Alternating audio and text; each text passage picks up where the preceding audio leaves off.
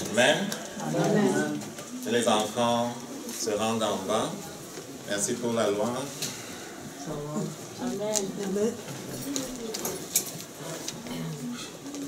Toujours dans le volet annonce, les mercredis, nous nous retrouvons ici pour l'étude biblique ou pour la prière. Mercredi dernier, c'était la prière. Et mercredi qui s'en vient, c'est l'étude biblique. Par rapport à la prière, Jésus a dit dans Luc 18 au verset 1, je vous dis cette parabole afin que vous compreniez qu'il faut toujours prier sans jamais se lasser. Il enchaîne pour parler de la parabole de cette femme-là qui s'en allait s'enquérir auprès de la juge unique, du juge unique de sa situation. Okay? Donc ce qu'on retient là, je vous dis cette parabole afin que vous compreniez qu'il faut toujours prier sans jamais se lâcher. Et on apprend à prier ensemble. Pourquoi? Parce que dans l'assemblée, il y a comme une combinaison d'onction. Cela a plus d'efficacité. On met nos foi ensemble, cela a plus d'efficacité. Parce qu'il dit, si on se met d'accord pour demander quelque chose, cela porte du fruit. Amen.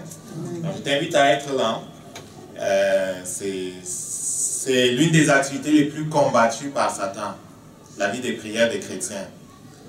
Parce qu'il sait que il ne suffit pas de penser pour que ça se passe. Il sait qu'il y a des lois spirituelles. Et la prière est l'une règle alors que je parle, il y a de l'écho, c'est pas bon. Donc la prière est l'une des choses qu'il combat. Pourquoi? Parce que si tu ne pries pas, tu es mort. Amen? Amen. Et c'est pas parce que Dieu ne t'aime pas. C'est parce que tu es simplement ignorant de comment ça fonctionne. Pourquoi tu es le plus fatigué quand il faut venir à la prière? Parce que des démons puissants veulent s'assurer que tu restes assis. Et que tu ne pries ni chez toi, ni ici. Et Dieu n'est pas contre toi. Et tu vas arriver au ciel si tu es né de nouveau et te rendre compte que, j'étais vraiment idiot. Regarde tous ceux qui me bloquaient et m'enchaînaient. Amen.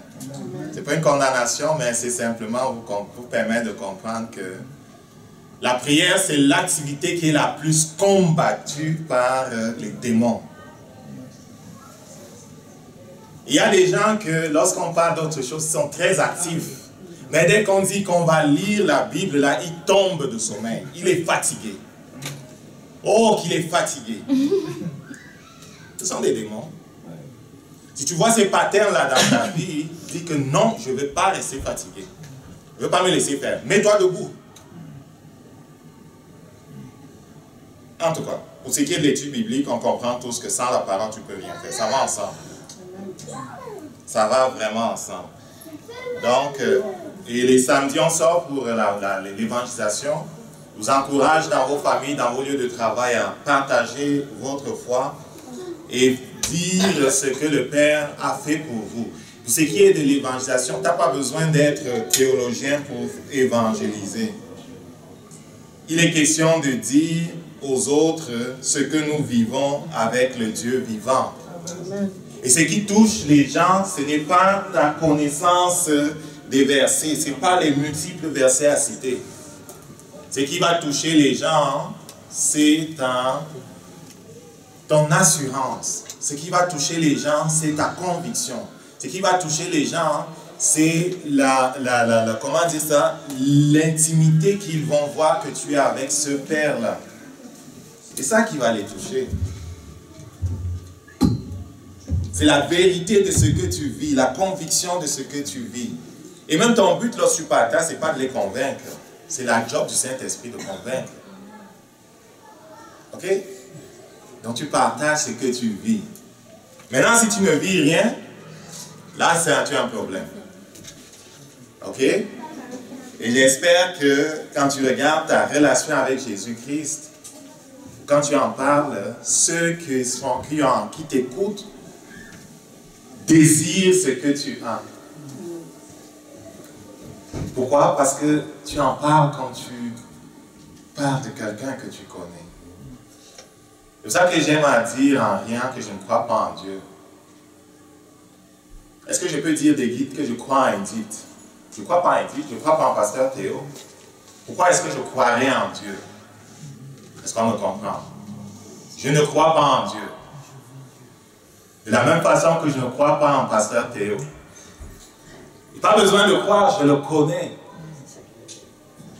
C'est mon ami, il est proche de moi. Et mon Père qui est dans le ciel et qui par son esprit en moi est proche de moi. Je n'ai pas besoin de croire. C'est pour ça que pour moi c'est simple, parce que je le connais, je le vois, je l'entends. Et donc c'est le témoignage que tu rends quand tu partages de ta foi, fais sentir à l'autre qui voit Dieu loin, insaisissable, que tu vis quelque chose de différent. Il voudra ce que tu as. C'est sûr. Et je lui parle. Et je l'entends. Ouais, tu l'entends? Dieu te parle? Ah bon?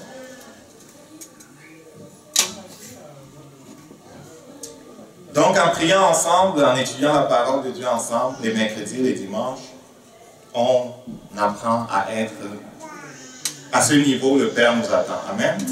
Les samedis à 16h, c'est la prière pour les malades, c'est la délivrance. Amen.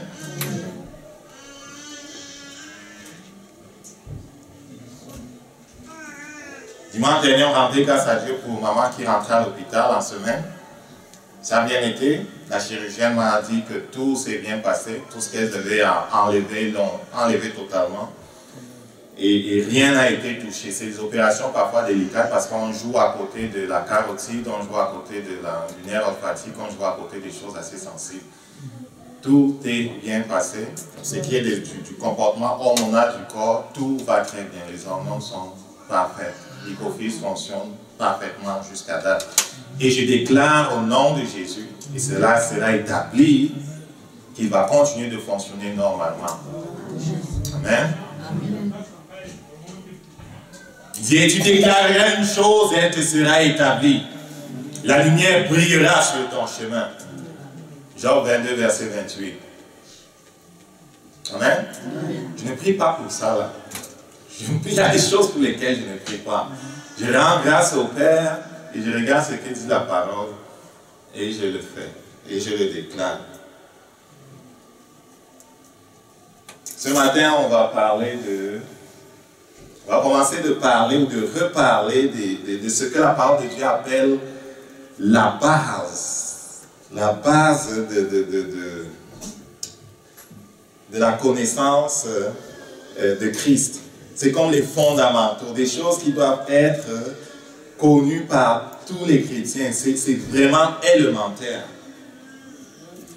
Mais chaque fois que la parole de Dieu parle des choses élémentaires, vous allez vous rendre compte que la plupart des chrétiens sont comme ignorants de ces affaires-là. La plupart des chrétiens sont ignorants de ces affaires-là et ne parlent pas des gens de ce monde. Pour les gens de ce monde, c'est pire, quoi. Amen. Mais Dieu ne veut pas qu'on soit dans l'ignorance. Pourquoi? Parce que si on périt, ce n'est pas parce que Dieu ne nous aime pas. Si on est défait par Satan, ce n'est pas parce que Dieu est contre nous qu'il nous aurait abandonnés. Il dit, je ne vous abandonnerai pas. Mais il a dit, je t'ai donné le pouvoir de marcher sur les serpents et les scorpions, sur toute la puissance de l'ennemi. Il a dit, ce que tu liras sur la terre va se faire, ce que tu délieras va se faire. Mais on attend qu'il lui fasse. Non, c'est nous qui faisons. C'est pour ça que Jésus s'est incarné pour faire de quoi sur la terre. Dieu n'est pas resté au ciel pour maganer Satan là. Il aurait violé sa loi. Tout ce qui se passe sur la terre doit se passer par les hommes. C'est une loi spirituelle. La terre appartient aux hommes. Dieu et Satan, là, ils n'ont pas le droit d'intervenir sur la terre directement. C'est pour ça que Satan lui-même, il cherche à posséder des corps. Parce que ça prend un corps pour faire de quoi sur la terre. Les démons veulent posséder les corps. Et certains démons que Jésus expulsait disaient, ne nous laisse pas aller loin, laisse-nous même entrer dans des corps de porc, au moins on va pouvoir faire de quoi sur la terre. Ils veulent des corps, ça prend des corps pour fonctionner sur la terre. Donc c'est les hommes qui font de quoi sur la terre. Amen. Et notre objectif, c'est que tu comprennes que ce n'est pas Dieu, c'est nous. Dieu fait à travers nous, Dieu fait en nous. Amen. Amen. Bon, j'ai l'impression d'aller dans tous les sens là, mais je veux que tu comprennes qu'il y a du stop, quoi, mais ne sois pas découragé, il faut commencer quelque part. Amen. Hébreux 6, versets 1 à 2.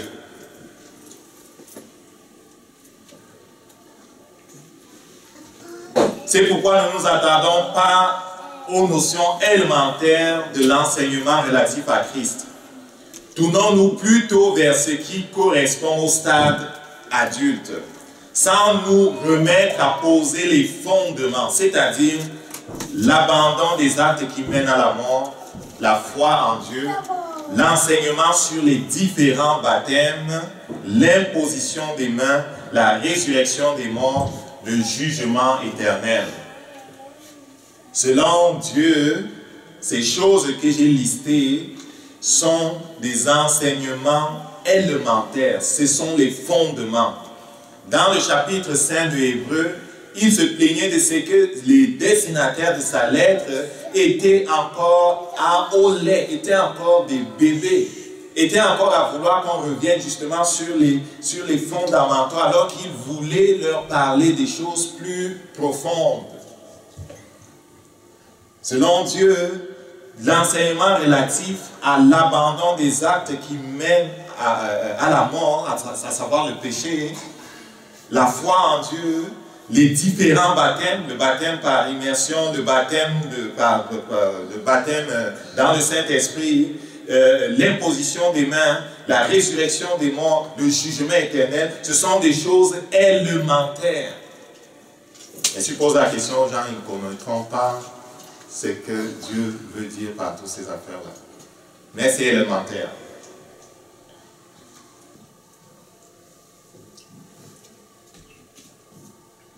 Donc la résurrection des morts, c'est l'un des fondamentaux du christianisme. C'est quelque chose que tu dois vraiment comprendre. On a déjà lu le texte d'Hébreux. Ok, on a lu le texte d'Hébreux. Le slide suivant, s'il te plaît.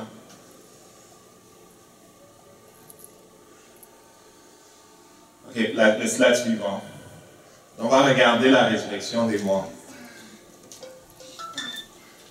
Lorsqu'on parle de la mort, différentes personnes ont différentes pensées là-dessus. Lorsqu'on parle aussi de la résurrection des morts, différentes personnes ont différentes pensées là-dessus.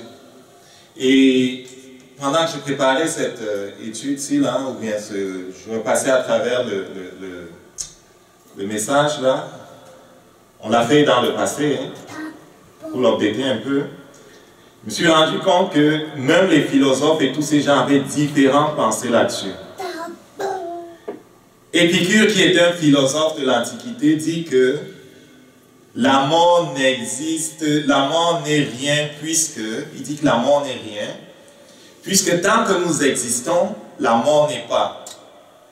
Et quand la mort est là, nous ne sommes plus.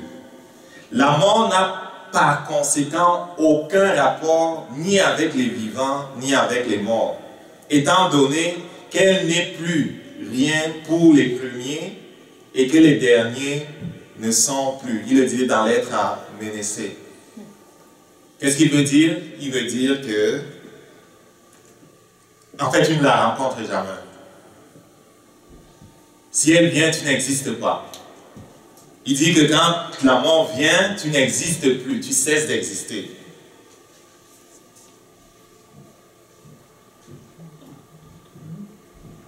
Les philosophes de lumière en Europe, incitant à la maîtrise de la nature, suggèrent l'avènement d'une domination de la dégradation du corps de l'homme. Il parle simplement de façon naturelle.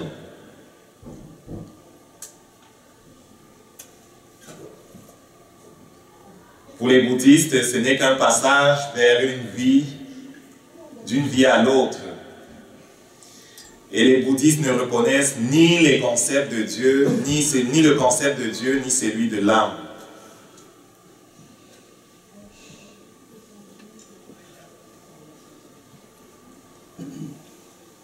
L'hindouisme ou l'hindou, les gars qui sont en Inde, de la majorité, là, ils croient à la vie après la mort, le corps n'étant qu'une enveloppe matérielle temporaire. Lorsque survient le moment de quitter la vie, il est dit que toutes les facultés d'action, de sensation se replient dans le mental. Puis le mental se replie dans le souffle, puis le souffle de l'âme individuelle, nanana. Enfin, cette dernière retourne et atteint la libération. En tout cas, il ne croit pas en notre Dieu. L'islam. Dans l'islam, la conséquence de la mort du corps est la séparation de celui-ci avec l'âme. C'est l'ange de la mort nommé Malak al-Maut qui est chargé de cette tâche. Le corps qui, quant à lui, doit ressusciter pour se joindre de nouveau à l'âme à la fin des temps lors du jugement dernier. Le Coran décrit en détail et mentionne nombreuses fois la résurrection et le jugement dernier. Selon le judaïsme, on considère que la mort n'est que la séparation du corps et de l'âme. Cette âme, une fois libérée de son enveloppe corporelle, va, selon des actions réalisées dans la vie humaine, dans différents lieux. Si les actions ont été bonnes et si le juif a respecté les commandements de la Torah, son âme montera au ciel dans des degrés plus hauts ou moins élevés, et ce grâce à la légèreté de son âme. Donc pour le juif, là, si tu as fait des bonnes actions, ton âme va monter très haut. Tu as fait des mauvaises actions, ton âme va pas monter bien haut. Les témoins de Jéhovah, lors de la mort, le corps retourne à la poussière, l'âme, la conscience est préservée par Dieu et mise de côté dans un état que nous disons de sommeil jusqu'à ce qu'advienne l'Armageddon à la fin des temps. Après l'Armageddon, tous seront ressuscités, autant les justes que les injustes, afin d'être jugés par Dieu. Ceux qui auront trouvé faveur à ses yeux seront ressuscités sur la terre et devenus alors un paradis. Quant aux injustes, ils seront tout simplement détruits. Il n'y a pas d'enfer là, oublie ça. Pour cette résurrection du jugement, il n'est pas mentionné si elle est uniquement spirituelle ou si elle est physique. Les saints des derniers jours, je vous fais grâce de ça, c'est les Mormons. Okay? Les chrétiens, on va voir ce qu'ils disent. On va voir ce que le Saint-Esprit dit par la bouche des prophètes qui ont écrit notre parole, notre livre. Donc, pour certains, c'est l'annihilation de la personne. Okay? Pour d'autres, il entre dans un sommeil profond. Pour d'autres, ben, son âme quitte et s'en va suivant les degrés, c'est les Juifs là.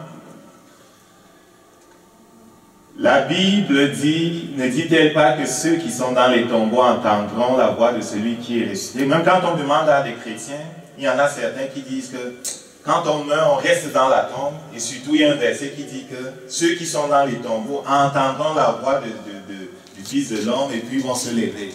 C'est un peu troublant. Il y a toutes sortes d'affaires. Amen.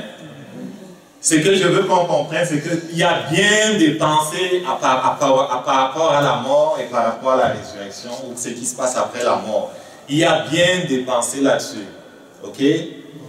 Mais ce n'est pas toutes ces pensées-là qui nous intéressent. Ce qui nous intéresse, c'est que le Saint-Esprit a dit quelque chose à propos de ça. Amen?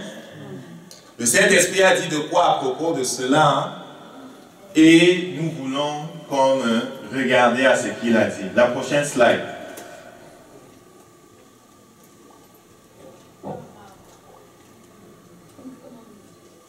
Ok. Il y a bien des gens qui ont dit des affaires. Le Saint-Esprit a dit quelque chose. Pourquoi je crois le Saint-Esprit qui est l'auteur de la Bible? je vais faire comme une parenthèse, ok? Je vais faire comme une parenthèse parce que je crois qu'on a montré à la télé cette semaine des gens qui peut-être remettaient en question la constitution de la Bible, le Nouveau Testament, je ne sais plus quoi là. Et ce n'est pas la première fois. Il y a toujours eu à travers les âges des attaques contre ce que le Père a mis dans la parole. Pour ce qui est de la Bible, pourquoi je crois que la Bible est la parole de Dieu? Parce que le Saint-Esprit en est l'auteur. C'est le Saint-Esprit qui est l'auteur de la Bible. Il s'est servi pour cela d'environ une quarantaine de rédacteurs. Le premier, c'est Moïse, le dernier, c'est Jean. La période d'écriture, c'est plus de 1000 ans. La Bible n'a pas l'ambition d'être un livre historique. Donc les historiens des universités, avec leur méthode, ne cherchent pas à dire que la Bible dit non, c'est pas un livre historique. Non, ça n'a pas l'ambition d'être un livre historique. Mais ils ramassent des faits qui se sont passés et ce que le Saint-Esprit a regroupé dans différents livres a un seul but. L'apôtre Jean, qu'est-ce qu'il disait? Jésus-Christ a fait tellement de miracles que si on les avait écrits, il n'y aurait même pas assez de place pour tous les livres de la terre. Là, veut dire quand tu lis les évangiles, là veut dire que quand tu lis Jean, il y a bien des affaires que Jésus a fait qui n'ont pas été mentionnées. Il y a bien des choses qui se sont passées que le Saint-Esprit a trouvé bon de ne pas mettre dans ce livre que l'on utilise. Pourquoi? Est-ce que ça veut dire que ces choses ne sont pas vraies? Non. Il a jugé qu'il prendrait un extrait de ce qui s'est passé. Est-ce qu'on comprend ça? Il faut comprendre. Il y a bien des affaires qui se sont passées qui n'ont pas été écrites. Pourquoi il a sélectionné ce qu'il a sélectionné? Parce qu'il a pensé que c'était suffisant pour que l'on comprenne que Jésus est le Christ. Parce qu'il dit, ces choses ont été écrites afin que vous croyiez que Jésus est le Christ. Pourquoi c'est important de croire que Jésus est le Christ? Parce que si tu comprends que Jésus est le Christ, tu vas arrêter de chercher. Il n'y a pas plusieurs chemins. Il y a un seul chemin. Il n'y a pas plusieurs vérités. Il y a une seule vérité. C'est Dieu lui-même. Et la vie, c'est lui aussi. Le chemin, la vérité, la vie. Et pour celui qui a les yeux pour voir, il est le thème central de la Bible, Jésus. Pour celui qui a les yeux pour voir, d'un bout à l'autre, il est question de Jésus. C'est comme un casse-tête. On appelle ça comme ça? Un puzzle dans d'autres langues qu'on dit. Au Québec, on dit un casse-tête ou un casse-tête, je ne sais plus quoi. Mais pour celui qui est humble et soumis au Saint-Esprit, il arrivera à remettre les morceaux en place et à avoir l'harmonie. Il y a une harmonie extraordinaire. Extraordinaire. Mais pour celui qui n'a pas les yeux pour voir, il va se perdre. Et il a accompli plusieurs prophéties, Jésus-Christ. Plusieurs prophéties. Sa naissance, sa mort, sa résurrection. Plusieurs prophéties accomplies. Lui-même, il en a fait des prophéties, Jésus. Il a fait des prophéties sur notre génération. Et plusieurs des prophéties que Jésus a faites sur notre génération se sont accomplies dans notre génération. Est-ce que c'est compliqué ce que je dis là? Donc, et Jésus-Christ, son nom fait trembler l'enfer. Vous savez que le nom de Jésus fait trembler l'enfer, hein? C'est le seul nom. C'est le seul nom. Quand il y a un démon puissant, là, pas lui de Confucius, il va te taper dessus. C'est lui qui a créé, qui a inspiré Confucius. Satan n'a pas peur quand tu parles de Confucius. Il n'a pas peur quand tu parles de Bouddha. Les démons ne reculent pas quand tu leur parles de Mahomet ou je ne sais pas de qui. C'est eux qui les ont inspirés. Ils tombent et sont paralysés quand tu prononces le nom de Jésus.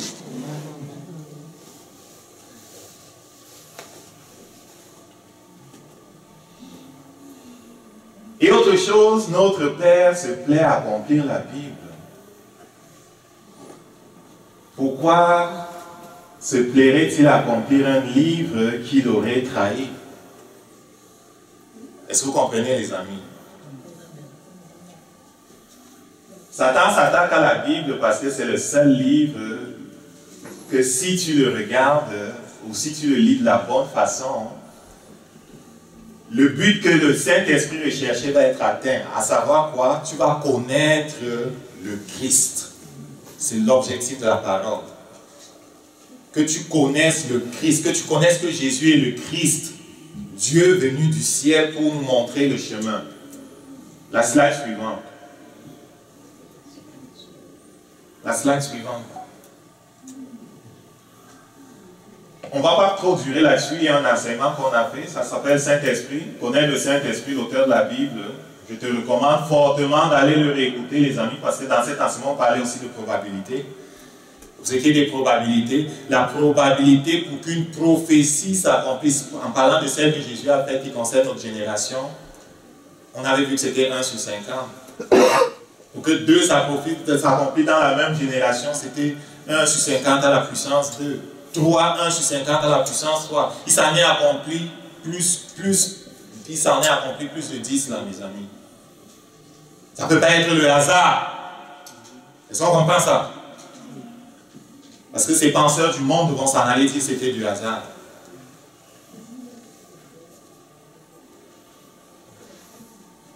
Le problème reste le même. Ceux qui approchaient Jésus pour lui trouver des fautes se sont fait dire un jour par Jésus, alors justement qu'il discutait la réalité, la vérité de la résurrection. Ils se sont dit, vous êtes dans l'erreur, mes amis. Vous êtes dans l'erreur, sadducéens. Vous êtes dans l'erreur, pourquoi? Et c'est la même chose aujourd'hui. Les gens sont dans l'erreur pour les mêmes raisons. Ils ne comprennent pas les Écritures. Ils croient que Jésus ou le Saint-Esprit, ils le prennent pour un homme. Le plus grand de vos romanciers n'aurait pas pu imaginer la Bible, mon ami. Apocalypse 13, verset 8. L'agneau de Dieu a été immolé avant la fondation du monde. Qui peut imaginer des choses comme ça?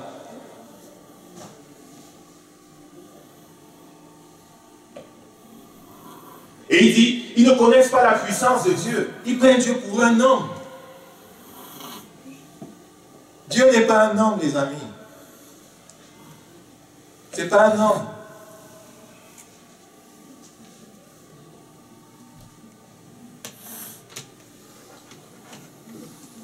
Si Dieu veut que tu sois dans le bureau comment il s'appelle le président des États-Unis, Barack Obama, maintenant, là, il va te transférer là-bas, maintenant. Il n'est pas un homme. Et pour lui, ce n'est pas difficile. Tu apparais là-bas avec ton corps et tu disparais d'ici. Il n'est pas un homme. Il n'est pas limité.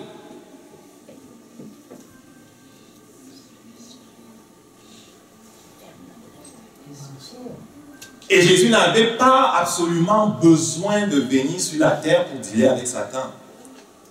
S'il l'a fait, c'est parce qu'il ne fallait pas qu'il viole les lois que Dieu avait établies. Il aurait pu le détruire depuis. Est-ce qu'on comprend ça? Dieu n'est pas un homme. Donc les gens sont dans l'erreur aujourd'hui. Pourquoi? Parce qu'ils ne comprennent pas les Écritures et ils ne connaissent pas la puissance de Dieu. Ils prennent Dieu pour un homme. Et le Père me disait, les hommes de ce siècle approchent ma parole, non pas dans le but de me connaître, mais dans le but de lui trouver des défauts et de conforter leur position rebelle. Les gens ne veulent pas se soumettre à Dieu. Et je me rappelais de la prophétie, de la parabole qu'il a racontée, de cet homme qui était allé en mission. Et alors qu'il est allé en mission pour se faire couronner roi, Jésus parlait de lui. J'espère que les gens ne comprenaient même pas, ils n'avaient pas les yeux pour voir, ni les oreilles pour entendre. Il allait se faire couronner roi, et les gens de son pays ont décidé que non, on ne veut plus qu'il règne sur nous, on ne veut pas qu'il règne sur nous. C'est une parabole qu'il racontait. Mais il parlait de la terre. Les hommes de la terre ne veulent pas de Jésus roi. Mais Jésus va régner sur la terre comme roi. C'est comme ça. Et ceux qui s'opposent à lui vont être mis dehors. Donc il dit, ils approchent ma parole, non pas dans le but de me connaître, mais dans le but de lui trouver des défauts et de conforter leur position. Et ce n'est pas le Saint-Esprit qui les inspire, tous ces gens-là. C'est Satan lui-même. Est-ce que vous comprenez? Donc, pourquoi on croit la parole de Dieu, ou ce qu'on appelle la parole de Dieu, les gens vont dire la parole de Dieu, non, non. Pourquoi on croit que la Bible a été écrite a été inspirée par le Saint-Esprit? Parce qu'il y a tellement de choses qui le montrent. Parce que Jésus qui est venu du ciel a cité l'Ancien Testament. Il n'a jamais dit, oh Moïse s'est trompé, machin s'est trompé. Il n'a jamais fait ça. Pourtant, il est celui qui a dit, avant qu'Abraham fût, je suis. Il n'a jamais dit que Moïse s'est trompé, il n'a jamais dit que Isaïe s'est trompé, il n'a jamais dit que telle et telle chose ont été modifiées. Il n'a jamais dit ça. Mais il a dit, avant qu'Abraham fût, je suis. Il a dit, comment vous dites que le Fils de l'homme est un enfant de David? Alors que David, inspiré par le Saint-Esprit, disait que l'appelle Seigneur. Il était en train de leur dire, je ne suis pas l'enfant de David, hein, ne me confondez pas à quelqu'un d'autre. Je viens du ciel, j'ai créé David. Celui qui a créé David n'a pas remis en question tout ce que les Moïse ont fait. Et les autres vont dire que, ben, comment Moïse a pu écrire sur la création? Est-ce qu'il était là? Qui lui a dit que c'était 1 jour, 2 jours, 3 jours? Tu ignores la puissance de Dieu, mon ami. Tu ignores la puissance de Dieu. Dieu peut t'amener en vision le jour où il créait la terre et tu vois comment il faisait les choses. Ce qu'il a fait avec Jean, il peut le faire avec toi. Il t'amène au début. Tu le vois faire les choses et tu écris. Si tu ignores la puissance de Dieu, tu vas être dans l'erreur. Amen. Donc ne recevez pas leurs arguments. Pourquoi? Parce qu'ils cherchent à conforter leur position. Ne recevez pas leurs arguments. Ne vous laissez pas démonter. Je vais fermer la parenthèse. On va passer à la slide suivante. Tout ce que nous allons dire à propos de la résurrection, de la mort, ça vient du Saint-Esprit. Tu peux croire. Amen. Qu'est-ce que la mort? En quel terme la Bible en parle-t-elle? La résurrection de mort, de quoi s'agit-il? Quand est-ce que ça aura lieu? Et bien d'autres questions. On va essayer de répondre à celle-là. La prochaine slide. Tu ne vas pas comprendre la mort si tu ne comprends pas que l'homme est un esprit. Il a une âme, il vit dans un corps. Tu es un esprit. On est tellement limité ou tellement, comment dire ça, focalisé sur les choses naturelles qu'on a l'impression parfois qu'on est simplement de la matière physique. Mais la Bible, quand on la lit correctement, on se rend compte qu'on est esprit d'abord. Tu es un esprit. À la différence des anges, tu as un corps pour fonctionner sur la terre. Ce n'est pas la terre le domaine des anges, c'est pour ça qu'ils n'ont pas besoin de corps. Mais Dieu nous a créés pour la terre, ça nous prend un corps. Est-ce qu'on comprend ça? Est-ce que tu as déjà vu un astronaute aller dans l'espace sans mettre sa combinaison? Il ne va pas pouvoir. Est-ce que l'astronaute c'est la combinaison? L'astronaute c'est pas la combinaison. La combinaison l'aide simplement à rester en vie dans l'espace parce que c'est une autre affaire là-bas, c'est d'autres lois. Il n'y a pas de l'air naturel là-bas. Il a besoin de la combinaison pour rester, pour fonctionner. C'est pour ça que ça nous prend un corps pour fonctionner sur la terre. Dieu est esprit. Jean 4, verset 24 le dit. Dieu est esprit.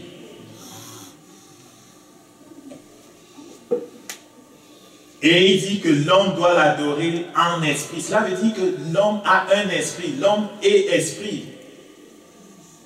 Genèse 1, verset 26. J'aime bien ce verset-là. Il dit, faisons l'homme à notre image, à notre ressemblance. Dieu est esprit. S'il nous crée à notre image, si nous crée à son image, on est esprit. Est-ce qu'on comprend ce qui se passe là? Un esprit dit, je vais créer d'autres esprits. On n'était pas les premiers esprits qu'il a créés. Avant, lui, il avait créé des anges, qui sont aussi des esprits. Mais notre domaine, c'est la terre. Je vais créer ces esprits-là, mais ils vont vivre sur la terre. Mais on n'est pas le corps, là. On est esprit. Genèse 1, verset 26, la prochaine slide.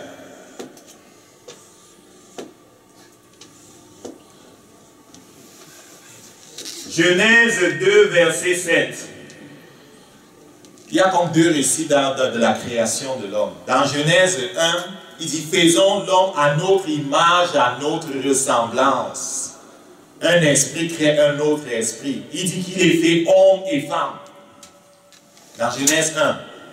Dans Genèse 2, verset 7, on dit l'Éternel forma. En hébreu, c'est Yatsar. L'Éternel, Yatsar, l'homme de la poussière de la terre. C'est pas comme si tu es en train de corriger le récit de Genèse 1, là. C'est autre chose qui se passe ici, là. Dans Genèse 1, au verset 26, il crée l'esprit, il crée l'homme. Dans Genèse 2, il forme la combinaison spéciale dont l'homme aura besoin pour fonctionner sur la terre, les amis. Tu es un esprit.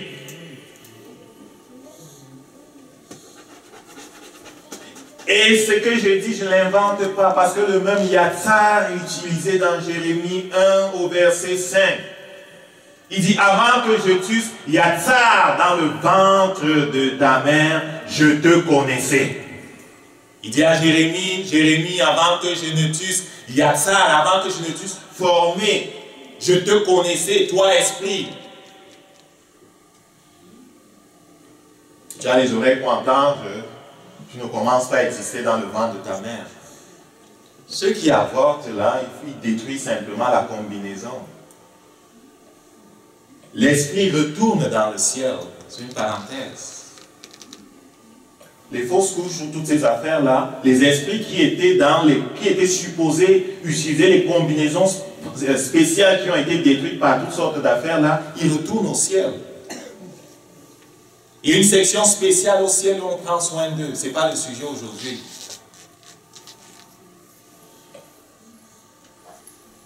Le Saint-Esprit revient par la bouche de Paul dans 1 Thessaloniciens au verset 23 pour dire que tout votre être soit conservé pur. Et quand il parle de notre être, il dit l'esprit, l'âme et le corps. Et l'ordre est important. L'esprit d'abord, l'âme ensuite, et le corps. On n'a pas beaucoup parlé de l'âme, mais rapidement, l'âme, c'est là le domaine de ta volonté, de ton intelligence et de tes sentiments.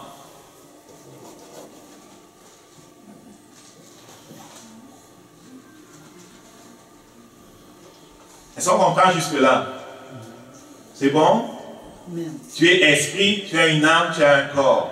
La slide suivante. Paul même utilise des termes particuliers pour parler de notre corps. C'est comme des métaphores.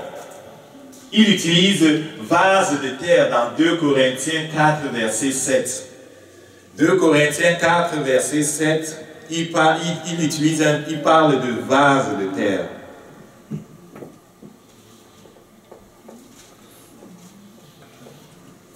Il dit, nous portons ce trésor dans des vases de terre afin que la grande puissance soit attribuée à Dieu et non à nous.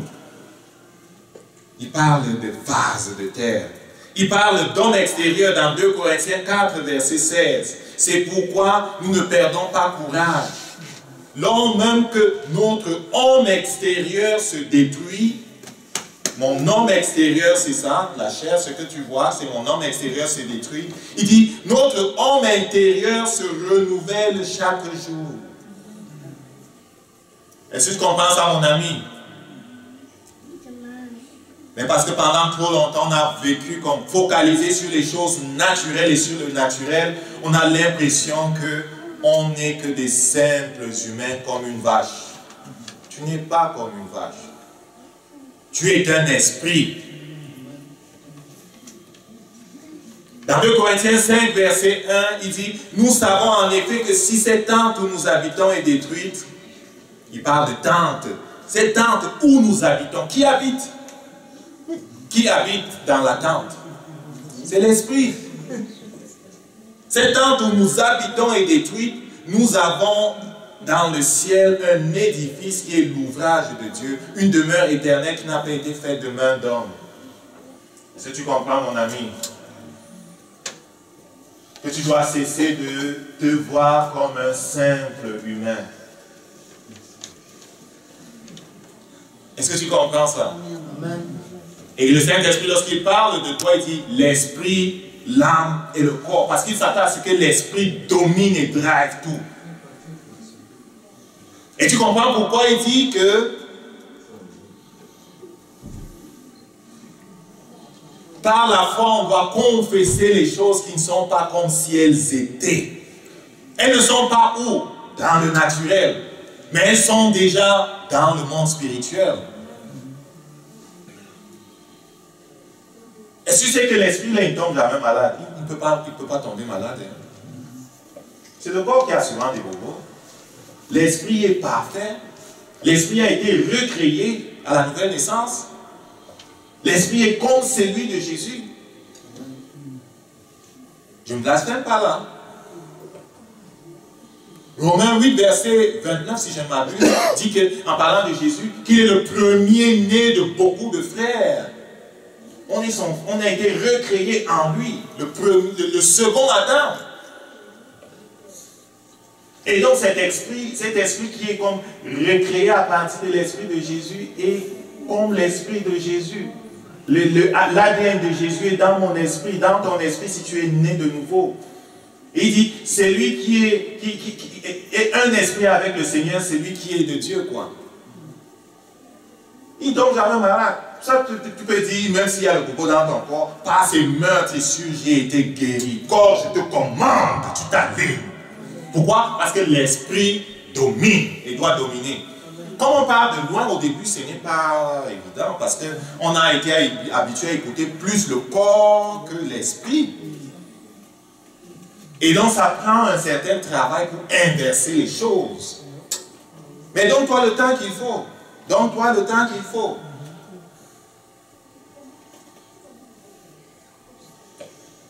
La prochaine slide.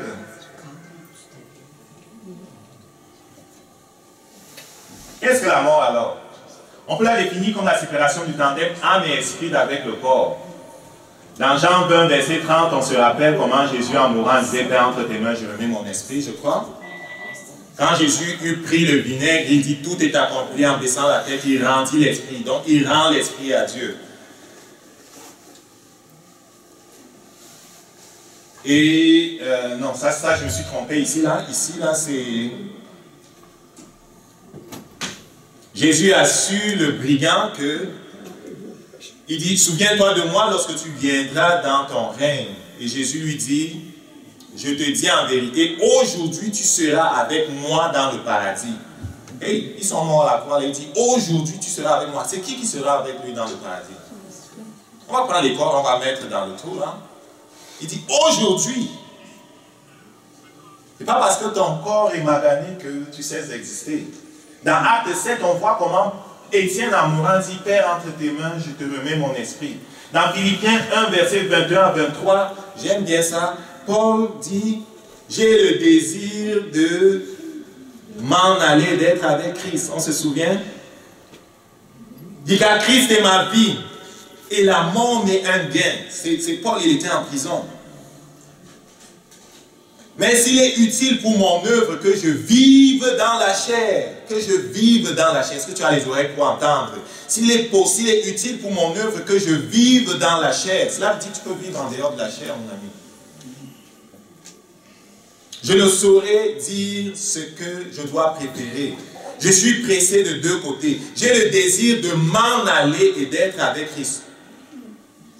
Parti, tu t'en vas où? Ce qui est de beaucoup le meilleur. Mais à cause de vous, il est plus nécessaire que je demeure dans la chair. Est-ce qu'on comprend ça? Donc la mort, c'est quoi? La mort, c'est en fait la mort du corps. Et souvent, les gens ont cru que c'était la mort de l'esprit. L'esprit ne meurt pas. Est-ce que vous comprenez que l'esprit ne meurt pas? Il est créé à l'image de Dieu. il est immortel. Il peut vivre séparé de Dieu comme Satan aujourd'hui vit séparé de Dieu. Mais l'âme de Satan est immortelle. Ou je vais dire quoi? L'esprit de Satan. Satan en tant qu'esprit est immortel, si je veux parler clairement. Et les démons qui l'ont suivi aussi étaient avant dans le ciel. Ils sont créés à l'image de Dieu. Ils sont aussi immortels. De la même façon, toi comme moi, là, on est des esprits. L'esprit, là, ne meurt pas. Est-ce que c'est compliqué? Non, c'est pas vrai. Donc, qu'est-ce que la mort? La mort, c'est quand l'esprit quitte le corps. En fait, la vie est dans l'esprit. Le principe de vie, la puissance de vie, c'est dans l'esprit. C'est pour ça que quand l'esprit quitte le corps, il n'y a pas longtemps pour que le corps dépérisse. La prochaine slide.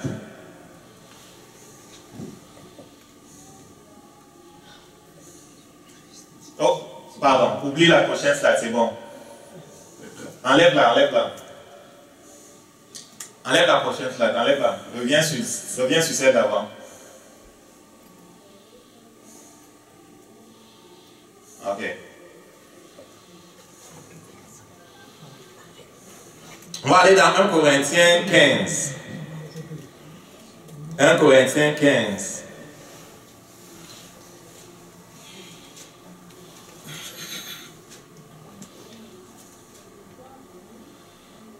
Ce n'est pas aujourd'hui seulement que les gens ont eu des... Je veux dire, se sont attaqués à ce que la parole de Dieu déclare. Mais on ne veut pas que les gens soient dans la confusion. 1 Corinthiens 15. Je cherche mon texte.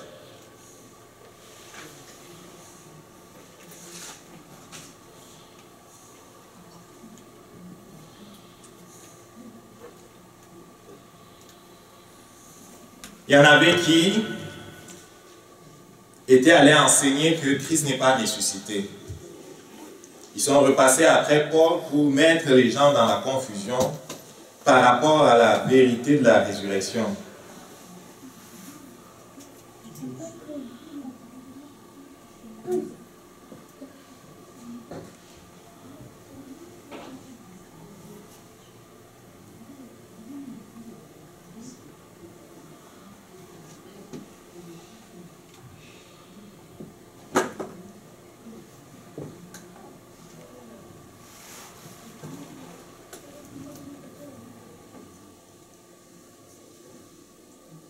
Au verset 12, il dit, « Or, si l'on prêche que Christ est ressuscité, » c'est le message qu'il prêchait, c'était Christ est ressuscité des morts. Comment quelques-uns parmi vous disent qu'il n'y a point de résurrection? Tu peux afficher les versets avec le logiciel. Là. Comment certains vous disent qu'il n'y a point de résurrection? Il y en a qui disaient qu'il n'y avait point de résurrection. Il dit, s'il n'y a point de résurrection des morts, Christ non plus n'est pas ressuscité. Au verset 13. Et si Christ n'est pas ressuscité, notre prédication est vaine. Votre foi aussi est vaine. Il se trouve même que nous sommes de faux témoins à l'égard de Dieu, puisque nous avons témoigné contre Dieu qu'il a ressuscité Christ, tandis qu'il ne l'aurait pas ressuscité, si les morts ne ressuscitent point. Car si les morts ne ressuscitent point, Christ non plus n'est pas ressuscité. Et si Christ n'est pas ressuscité, votre foi est vaine, et vous êtes encore dans le péché. Et par conséquent aussi, ceux qui sont morts sont perdus. Donc il y avait qui disaient qu'on ne ressuscite pas des morts.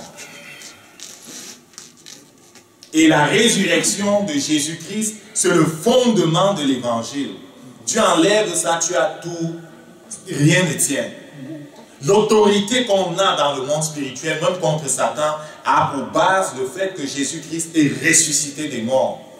La résurrection de Jésus, c'est le fondement de tout. Et donc, puisque Jésus est le nouvel Adam, s'il n'est pas ressuscité, pourquoi tu vas croire que tu vas ressusciter? Puisque Jésus-Christ est le premier, c'est comme le premier d'une nouvelle génération de personnes. Si lui n'est pas ressuscité, comment tu vas croire que toi tu vas ressusciter? Si Dieu n'a pas pu faire pour lui le premier qui est le prémisse, comment pourra-t-il le faire pour nous?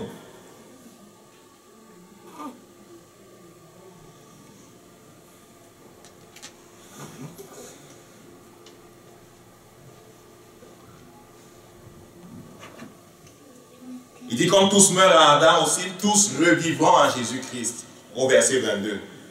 Mais chacun en son temps. Christ comme le prémisse de ceux qui appartiennent à Christ, et ceux qui appartiennent à Christ lors de son avènement.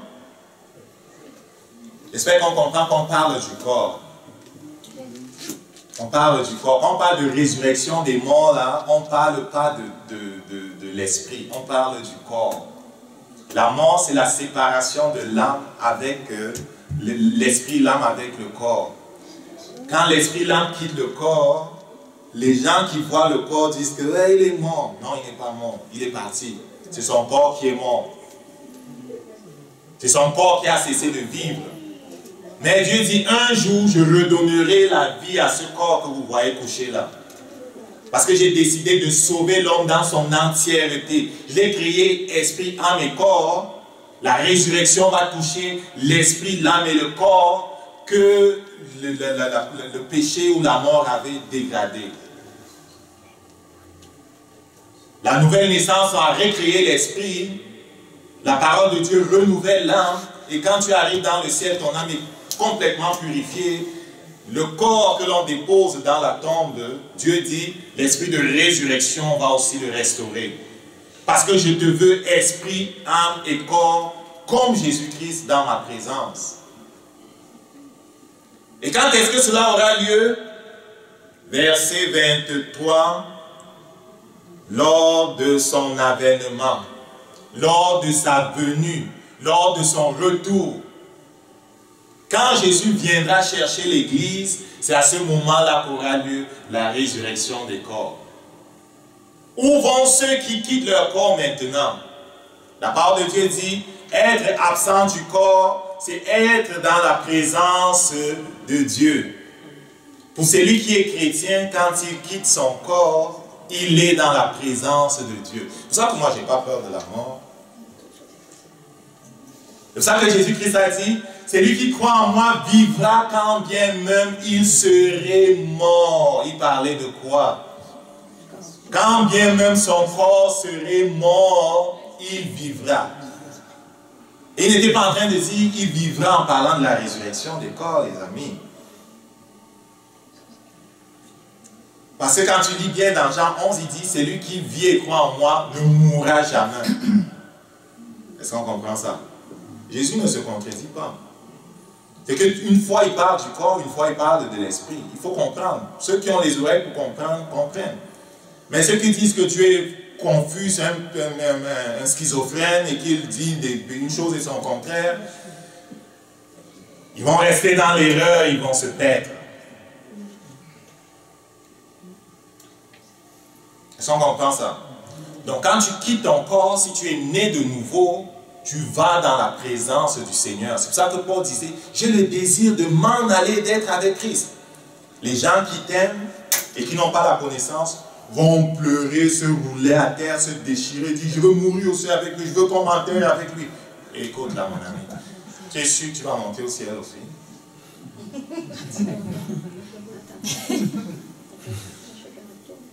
Dans mon pays, souvent, les gens disent, je veux qu'on m'enterre avec lui, on m'enterre avec lui. On les arrête, on dit, on va m'enterrer avec lui. Et avant, les gens se faisaient enterrer avec des femmes, avec des esclaves, avec des chevaux, avec toutes sortes d'affaires, parce que, en tout cas. Donc, tu vas dans le ciel, dans la présence de Dieu. L'avènement de Jésus sera quand? Quand il viendra chercher l'Église. Jésus va venir chercher l'Église, hein? Ce n'est pas des niaiseries. Jésus reviendra chercher l'Église. Et il va rester dans les airs avec ses anges et avec la multitude qui est déjà dans le ciel. Paul est au ciel. Abraham est au ciel. Les Jacob et tous ces gens-là. Étienne sont dans le ciel. Mais le corps de Paul est dans la terre quelque part. Le corps de David lui-même est quelque part dans la tombe, je ne sais pas où, la tombe, les tombes des rois en Israël là-bas. Mais leur esprit est dans le ciel. Et ils ne dorment pas, ils voient ce qui se passe sur la terre, parfois sur la télé là-bas. C'est pour ça qu'il disait aux gens là, Dieu n'est pas un Dieu de mort et un Dieu de vivant. Vous êtes dans l'erreur. Et donc Jésus reviendra, il s'arrêtera dans le ciel. Et les corps qui sont dans la tombe vont donc être ressuscités. Et ceux qui étaient juste avec leur esprit et âme vont être rejoints à leur corps ressuscité pour être comme Jésus, esprit, âme et corps. On peut le voir quand on lit dans la suite. Au verset 35. Mais quelqu'un dira, comment les morts ressuscitent-ils? Avec quel corps revient-il? Insensé. Ce que l'on sème ne reprend-il point vie s'il meurt? Et ce que tu sèmes, ce n'est pas le corps qui naîtra. C'est un simple grain de blé peut-être, ou de quelque autre semence. Et puis Dieu lui-même donne un corps comme il lui plaît. À chaque semence, il donne un corps qui lui est propre. Toute chair n'est pas la même chair, mais autre est la chair des hommes, autre est la chair des quadrupèdes, autre est la chair des oiseaux, autre est la chair des poissons. Verset 40, il dit, il y a aussi des corps célestes et des corps terrestres, mais autre est l'éclat des corps célestes, autre est l'éclat des corps terrestres. En fait, il est en train de dire ici que les corps qui vont ressusciter seront différents des corps qu'on avait avant. Pour faire simple, les corps qu'on aura, comme Jésus est la prémisse, seraient exactement comme le corps de Jésus. Pour faire simple. Parce que tu peux lire et comprendre que c'est ce qui est en train d'être dit ici. Et le corps de Jésus-Christ, c'était un corps qui était glorifié. C'était un corps dans lequel il n'y avait plus de mort. C'était un corps que la mort ne pouvait plus toucher. C'était un corps que la maladie ne pouvait plus toucher. C'était un corps normal. Il dit, je ne suis pas un... Est-ce que vous avez du poisson ici quand il est apparu à ses disciples? Il y en avait qui doutaient. J'ai un corps, touche mon corps. Mais c'était un corps glorifié. Pourquoi? Parce qu'il traversait les murs. Nous, on va traverser les murs aussi. Et lors de l'ascension, il avait un corps normal, il n'a pas pris un avion. C'était un corps qui n'était pas soumis aux lois de la nature. Il avait comme accès à d'autres lois. Il a décollé. Il suffit qu'il pense, il décolle. Telle sera la nature de ce corps-là. Un corps céleste, un corps dans lequel il n'y aura pas de maladie. Au verset 51 dit, je vous dis un mystère, nous ne mourrons pas tous, mais nous serons tous changés. J'en ai déjà parlé. En un instant, en un clin d'œil, à la dernière trompette, quand à la dernière trompette, la trompette sonnera, les morts seront incorruptibles, nous serons tous changés. Nous revêtrons l'incorruptibilité. Et au verset 56, il dit, on parlera de la mort, à partir du verset même 55, ô mort, où est ta victoire? Ô mort, où est ton aiguillon? L'aiguillon de la mort, c'est le péché, la puissance du péché, c'est la loi, ça c'est encore tout un autre enseignement. Mais il est en train de dire ici, la mort n'aura plus d'effet sur nous. On aura un corps qui sera glorifié, comme le corps de Jésus-Christ. Donc quand on parle de la résurrection des morts, c'est le message selon lequel la mort a été vaincue. Parce que la mort avait atteint notre esprit, la mort avait atteint notre âme, la mort avait atteint notre corps. Et la bonne nouvelle, c'est que Dieu, qui a fait en Jésus-Christ une victoire totale dans son esprit, dans son âme et dans son corps, prévoit de faire la même chose avec nous. Donc quand on regarde la mort, on ne doit pas avoir peur. Est-ce qu'il y a quelqu'un qui a peur de la mort? J'ai lu là-dessus, il y en a des gens qui ne dorment pas à cause de cette affaire-là. Il y en a qui ont peur de la mort.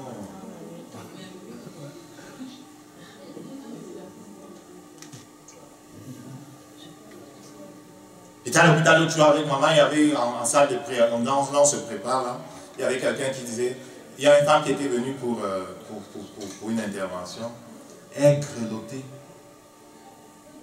Elle grelottait comme une feuille. Il fallait que son ami la tienne comme ça. Elle tremblait, elle tremblait. Quand elle s'en allait, elle disait au revoir, on ne se verra plus à l'infirmière. L'infirmière dit non, ça va bien se passer. C'est pas facile. Quand tu n'as pas d'expérience, c'est pas facile. On l'appelle la mère des terreurs. Ah oui. Parfois, j'ai riais quand j'étais jeune. J'ai dit, si les gens peuvent voir la mort, tu allais voir les gens en ville là qui courent dans tous les sens parce qu'ils ne veulent pas que la mort les atteigne. Vous allez les voir courir, même les gens allaient se lever des lits d'hôpitaux pour détaler parce qu'ils ne veulent pas mourir. Amen. Mais n'aie pas peur de la mort, parce que celui qui croit en Jésus ne meurt jamais. Maintenant la question c'est, est-ce que tu crois en Jésus? Je vais finir avec ça. Est-ce que tu connais Jésus? Parce que croire là c'est trop distant.